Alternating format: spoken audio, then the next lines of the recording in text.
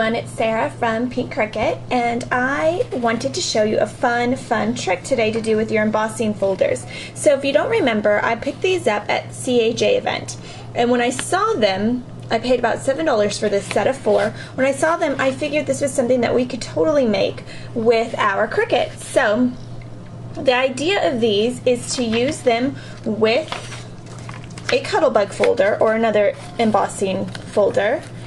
Put the paper in here and then put this on top of the embossing folder, and then you have to figure out the right sandwich for you to make it work. For the big shot, it is actually to use the multi-purpose platform on tab 2. Lay this down and then just lay one acrylic top. Okay, which is kind of funny because nothing ever usually works that way. And I'll find out the Cuttlebug sandwich for you. And hopefully post that down on my post. I don't have the Cuttlebug here with me, so I can't tell you for sure what it is. But then what you do is you open this and you have an embossed image except for the square in the middle. So then you could use that square to stamp something or do something fun like that.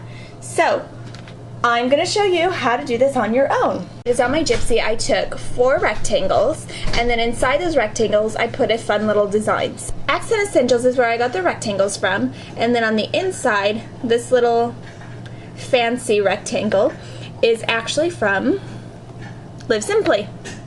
So I cut this out 4 exact times, and the size that I cut them out at is the rectangle is 5.5 by 4.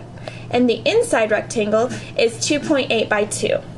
So after cutting those out, here are the 4 pieces. And what I'm going to do is I'm going to glue these together.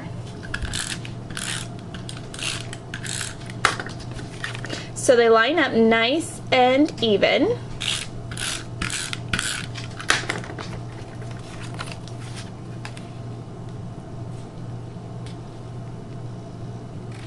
Now you can use any shape in the middle that you want, a heart or a diamond or a frog even, you could do that. So you could also save time by just cutting chipboard.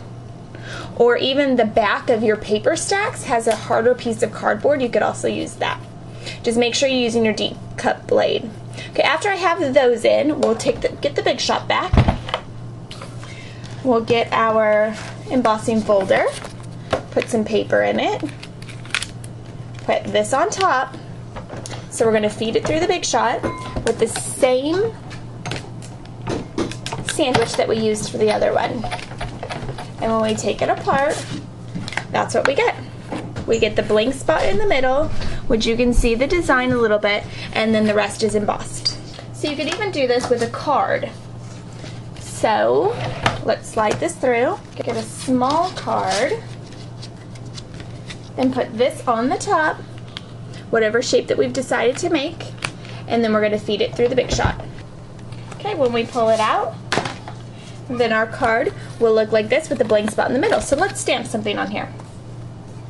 We're going to stamp Main Squeeze on the inside of that little blank spot that we left for stamping.